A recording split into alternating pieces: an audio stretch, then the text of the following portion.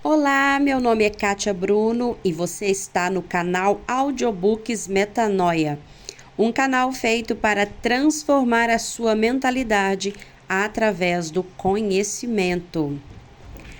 Se você ainda não é inscrito nesse canal, se inscreve, porque não custa nada e você vai ajudar a levar conhecimento para outras pessoas.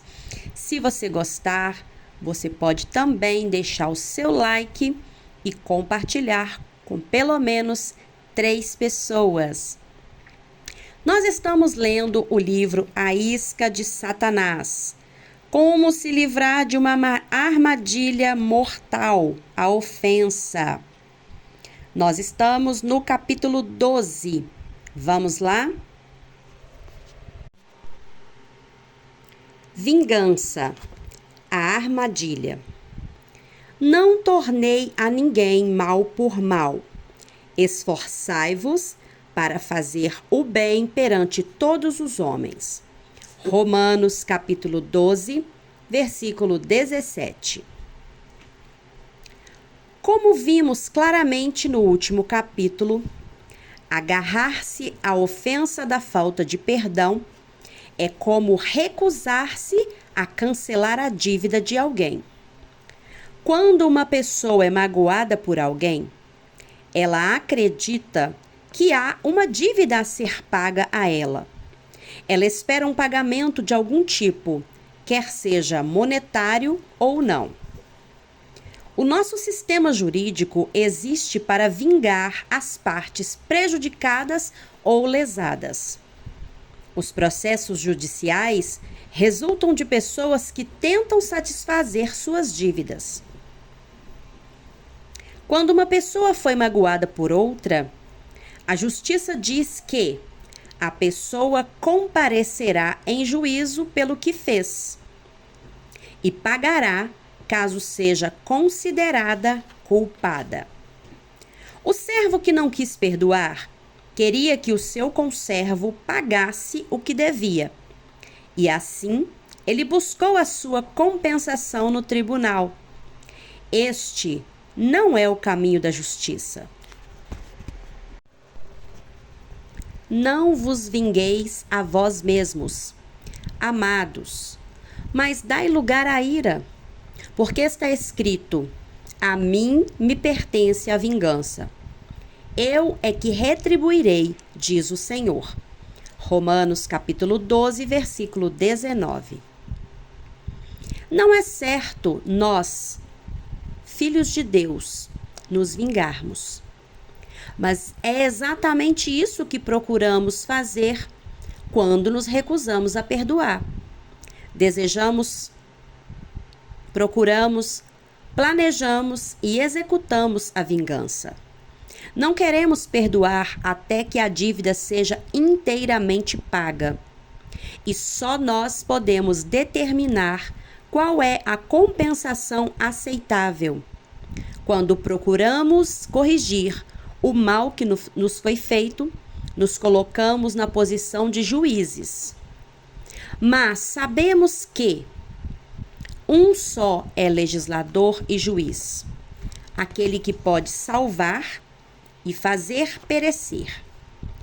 Tu, porém, quem és que julgas o próximo?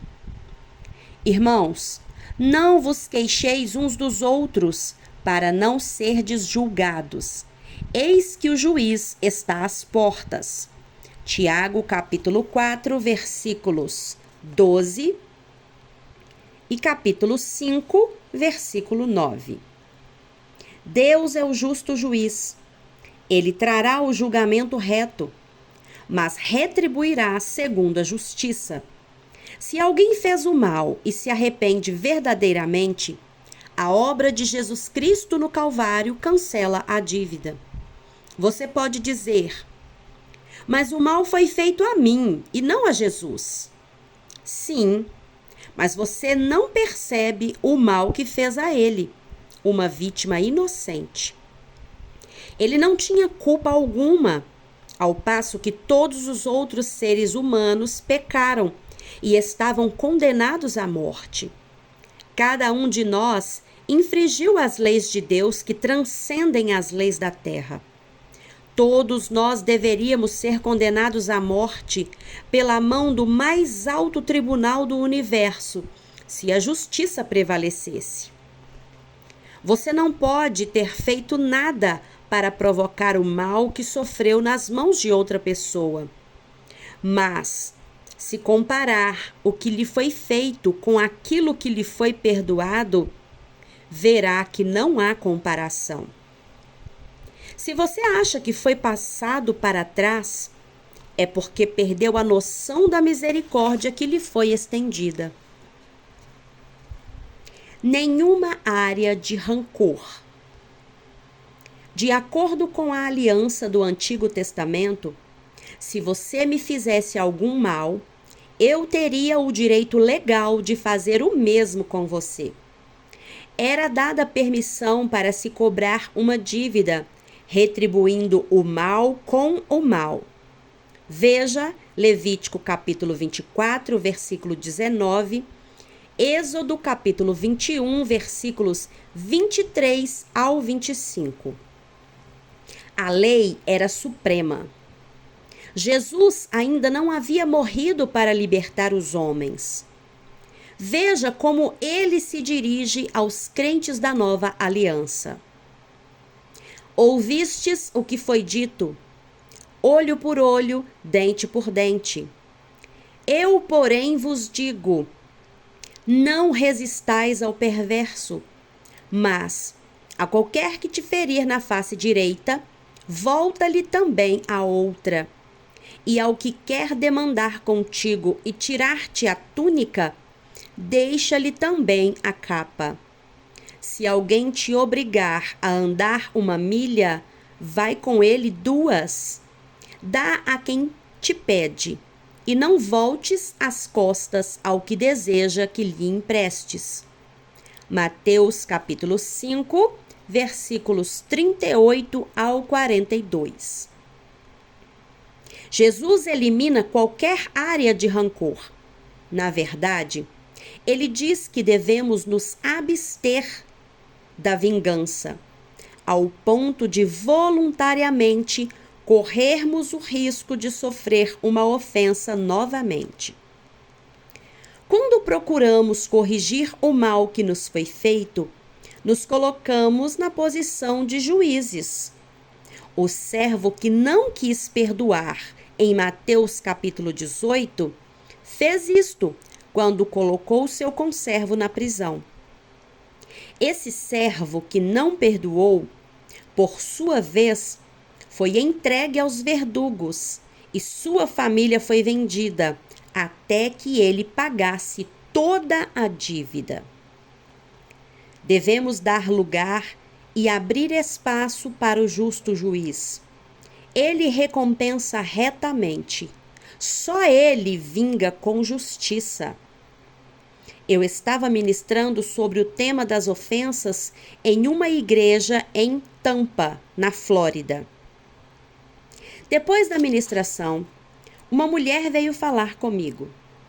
Ela disse que havia perdoado seu ex-marido por tudo que ele havia feito.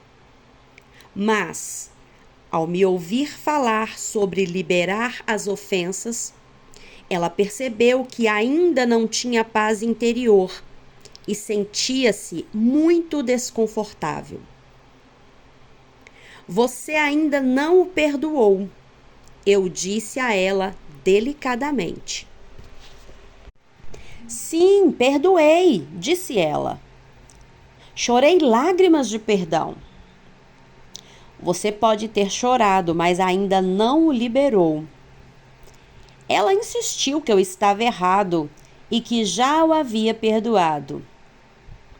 Não quero nada dele. Eu o liberei. Diga-me o que ele fez. Perguntei.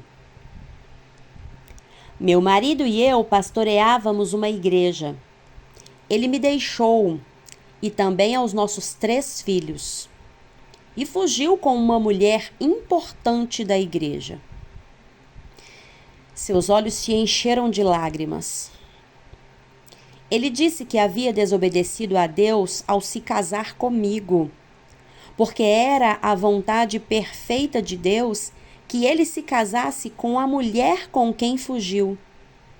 Ele me disse que ela era uma pessoa importante para o seu ministério, porque lhe dava muito mais apoio que eu. Disse também que eu era um impedimento, por ser muito crítica. Colocou toda a culpa do rompimento do casamento sobre mim. Ele nunca voltou, nem admitiu que nada do que houve foi culpa sua.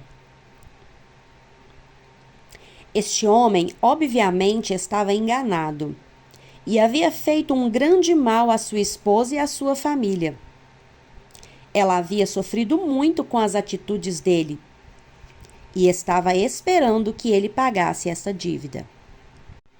A dívida não era fornecer alimentos ou apoio para os filhos, pois o seu novo marido estava suprindo todas estas coisas.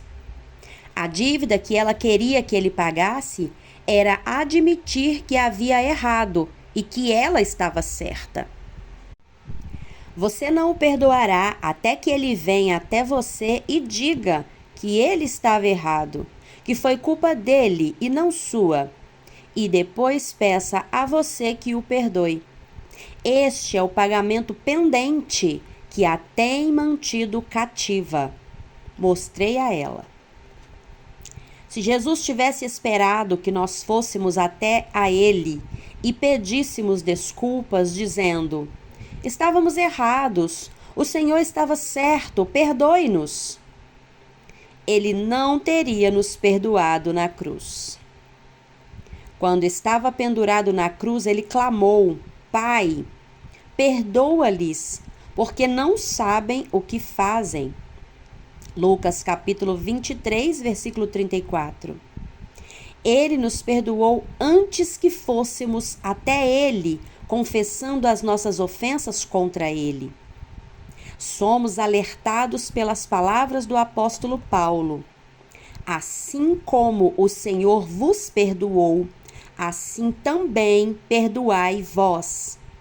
Colossenses capítulo 3, versículo 13.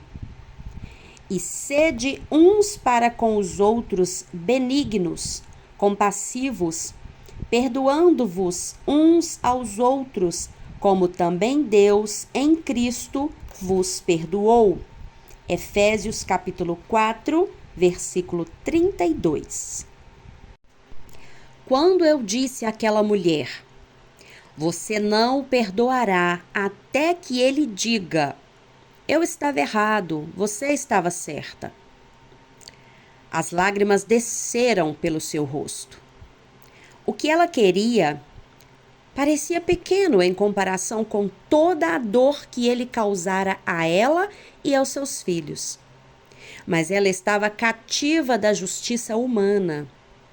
Ela havia se colocado na posição de juiz, reivindicando o seu direito à dívida e esperando pelo pagamento. Essa ofensa havia interferido no seu relacionamento com seu novo marido. Também havia afetado o seu relacionamento com todas as autoridades masculinas, porque seu ex-marido também era seu pastor. Frequentemente, Jesus comparava o estado do nosso coração ao do solo. Somos alertados a estarmos arraigados e fundamentados no amor de Deus. A semente da palavra de Deus, então, criará raízes em nosso coração e crescerá, e finalmente produzirá frutos de justiça. Estes frutos são amor, alegria, paz, longanimidade, benignidade, bondade, fidelidade, mansidão e domínio próprio. Mas o solo só produzirá aquilo que for plantado nele. Veja Gálatas 5, versículo 22 e 23. Se plantarmos sementes de dívida, falta de perdão e ofensa, outra raiz brotará no lugar do amor de Deus. Ela se chama raiz de amargura. Francis Frangipane deu uma excelente definição de amargura. A amargura é a vingança não realizada. Ela é produzida quando a vingança não é satisfeita no nível que desejamos.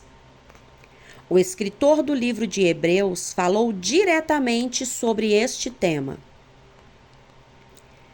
Segue a paz com todos e a santificação, sem a qual ninguém verá o Senhor, atentando diligentemente, porque ninguém seja faltoso, separando-se da graça de Deus, nem haja alguma raiz de amargura que, brotando, vos perturbe, e por meio dela muitos sejam contaminados. Hebreus capítulo 12, versículos 14 e 15. Observe as palavras: muitos sejam contaminados. Será que esses muitos poderiam ser, mais uma vez, aqueles que Jesus disse que se escandalizariam nos últimos dias? Veja Mateus capítulo 24, versículo 10. A amargura é uma raiz. Se as raízes forem tratadas, regadas, protegidas, adubadas e receberem atenção, elas aumentarão em profundidade e força. Se não forem tratadas rapidamente, será difícil arrancá-las. A força da ofensa continuará a crescer. Por isso, somos exortados a não deixarmos que o sol se ponha sobre a nossa ira. Veja Efésios capítulo 4, versículo 26. Em vez do fruto da justiça ser produzido, veremos uma colheita de ira, ressentimento, ciúmes, ódio, contenda e discórdia. Jesus chamou estes frutos de frutos maus. Veja Mateus capítulo 7, versículo 19 e 20. A Bíblia diz que uma pessoa que não busca a paz, liberando as ofensas, finalmente será contaminada. Aquilo que é precioso terminará por se corromper pela maldade da falta de perdão. Um rei em potencial contaminado. Anteriormente, vimos como Davi permaneceu leal ao rei Saul, mesmo quando Saul não era leal a Davi. Davi não procurou se vingar, mesmo quando teve a oportunidade de fazê-lo por 2 vezes. Davi era um homem segundo o coração de Deus.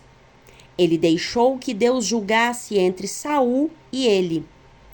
Quando o julgamento de Deus caiu sobre Saul, Davi não se alegrou.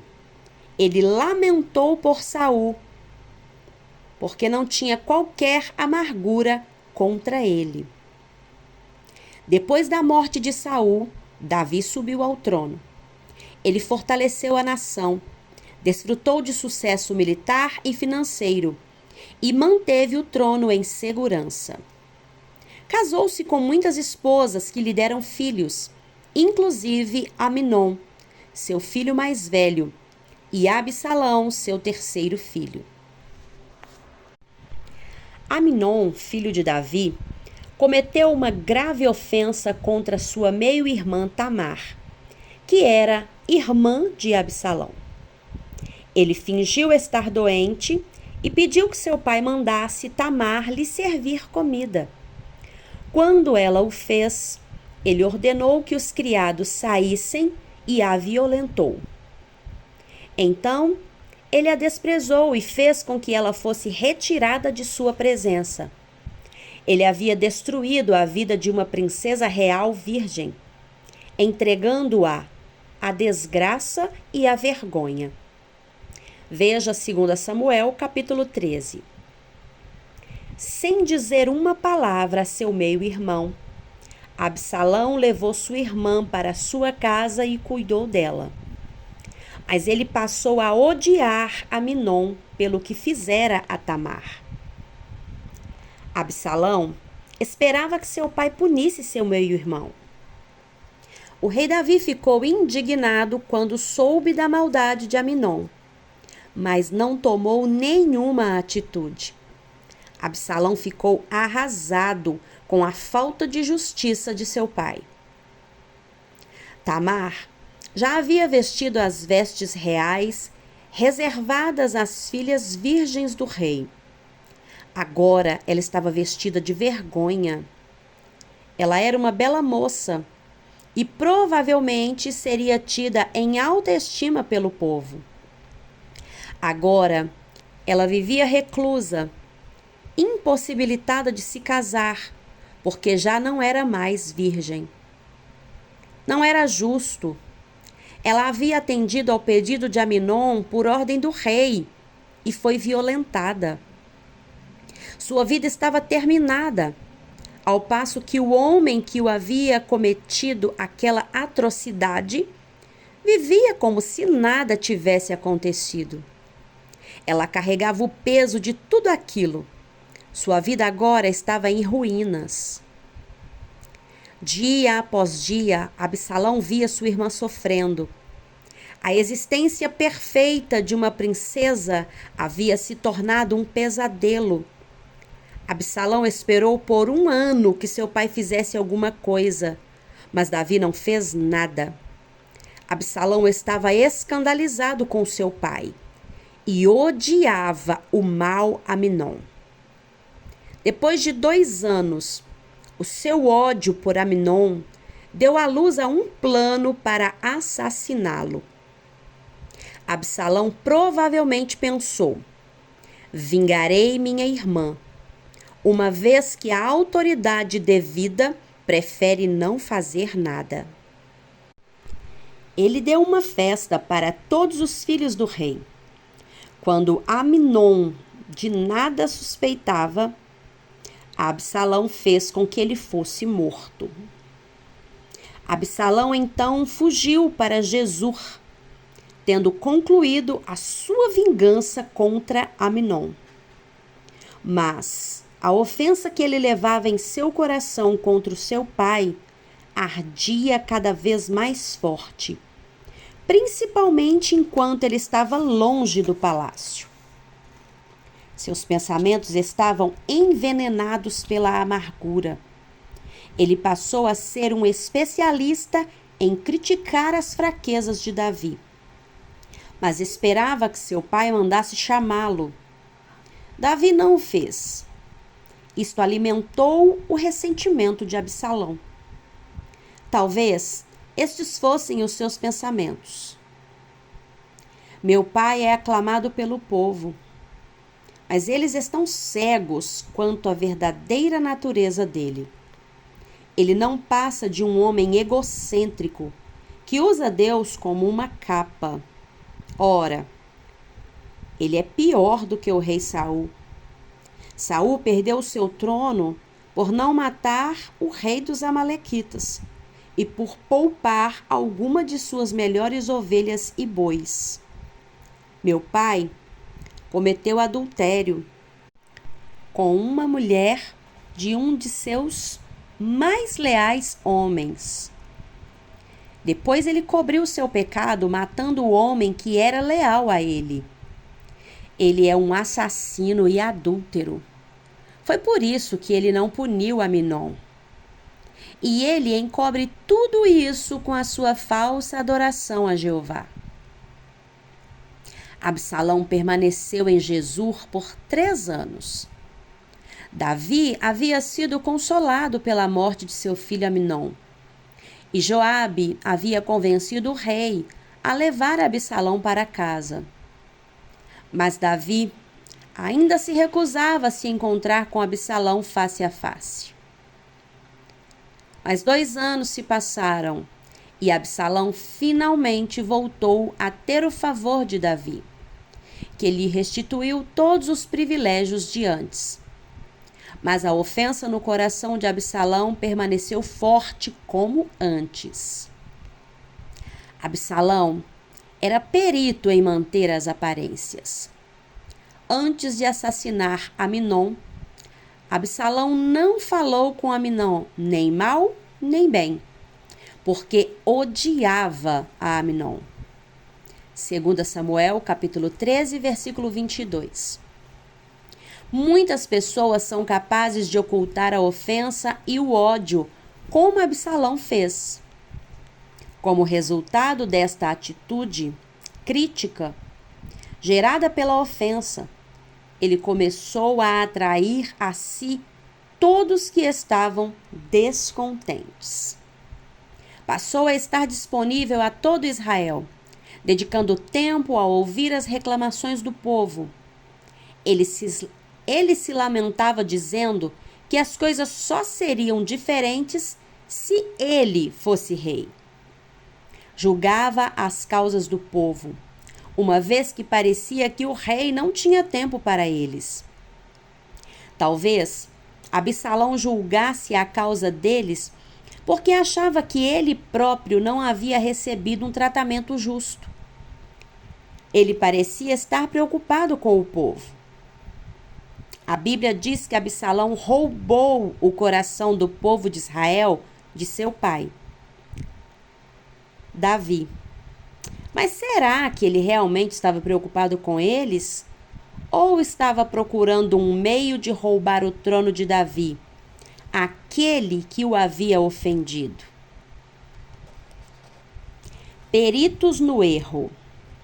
Absalão atraiu Israel a si e se levantou contra Davi. O rei Davi teve de fugir de Israel para salvar sua vida. Parecia que Absalão iria estabelecer o seu próprio reinado.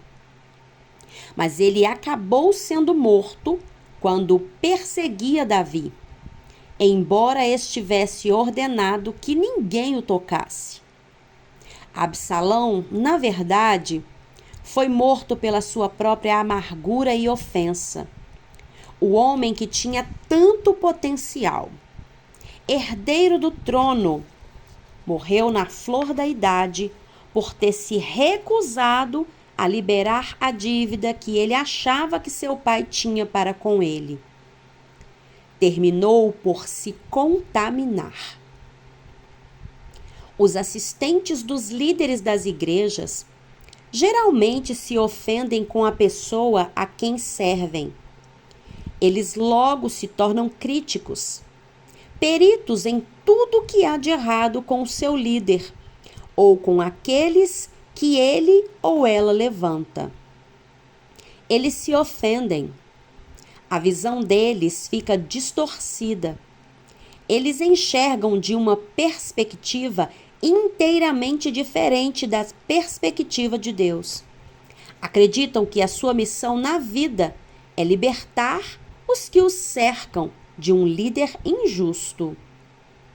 Conquistam o coração dos descontentes, dos insatisfeitos e dos ignorantes. E antes que se deem conta, terminam por dividir ou por causar dissensão na igreja ou no ministério, assim como Absalão. Às vezes, as observações deles estão corretas. Talvez Davi devesse ter tomado uma atitude contra Aminon. Talvez um líder tenha áreas que não estão corretas. Mas quem é o juiz? Você ou o Senhor? Lembre-se que se você semear a contenda, irá colher contenda. O que aconteceu a Absalão e o que acontece nos ministérios de hoje em dia é um processo que leva tempo. Em geral, não temos consciência de que uma ofensa penetrou em nosso coração. A raiz de amargura mal pode ser notada enquanto ela se desenvolve, mas à medida em que ela é alimentada, crescerá e se fortalecerá. Como exorta o escritor de Hebreus, devemos atentar diligentemente para que nem haja alguma raiz de amargura que, brotando, nos perturbe e por meio dela muitos sejam contaminados. Hebreus capítulo 12, versículo 15. Devemos examinar o nosso coração e nos abrir para a correção do Senhor, pois somente a sua palavra pode discernir os pensamentos e intenções do coração. O Espírito Santo convence à medida que ele fala através da nossa consciência. Não devemos ignorar o seu agir, nem apagá-lo. Se alguém fez isto, arrependa-se diante de Deus e abra o seu coração para a sua correção. Certa vez, um ministro perguntou-me se ele havia agido como um Absalão ou um Davi em algo que havia feito. Ele havia atuado como assistente de um pastor em uma cidade e o pastor o despediu. Parecia que o pastor presidente tinha ciúmes e tinha medo daquele jovem, porque a mão de Deus estava sobre ele. Um ano depois, o ministro que havia sido despedido acreditou que o Senhor queria que ele iniciasse uma igreja do outro lado da cidade. Assim ele fez. E algumas das pessoas da igreja de onde ele saíra vieram se juntar a ele. Ele ficou preocupado porque não queria agir como um Absalão. Mas, aparentemente, ele não estava ofendido com o seu ex-líder. Ele iniciou a nova igreja segundo a direção do Senhor, e não como uma forma de reação à falta de atenção da outra igreja. Mostrei a ele a diferença entre Absalão e Davi. Absalão roubou o coração das pessoas porque estava ofendido com seu líder. Davi encorajava as pessoas a permanecerem leais a Saul, embora Saul o atacasse. Absalão levou os homens com ele. Davi partiu só. Você saiu da sua igreja sozinho? Perguntei. Você fez alguma coisa para incentivar as pessoas a virem para o outro lado ou para o apoiarem? Parti sozinho e não fiz nada para atrair as pessoas a mim, disse ele. Tudo bem, você agiu como Davi. Certifique-se de que as pessoas que venham para a sua igreja não estejam ofendidas com o seu antigo pastor. E se elas estiverem, conduza-as à libertação e à cura. A igreja deste homem hoje está prosperando. O que muito apreciei a respeito dele foi que ele não teve medo de examinar o seu coração. Além disso, ele também se submeteu ao aconselhamento de um homem de Deus. Era mais importante para ele saber que estava sendo submisso à direção de Deus do que provar que estava certo. Não tenha medo de permitir que o Espírito Santo revele qualquer falta de perdão ou amargura em seu coração. Quanto mais você esconder estas coisas, mais forte elas se tornarão e mais duro o seu coração ficará. Mantenha um coração brando. Como? Longe de vós toda a amargura e cólera e ira e gritaria e blasfêmias e bem assim toda malícia. Antes, sede uns para com os outros benignos, compassivos, perdoando-vos uns aos outros, como também Deus em Cristo vos perdoou. Efésios, capítulo 4, versículos 31 e 32.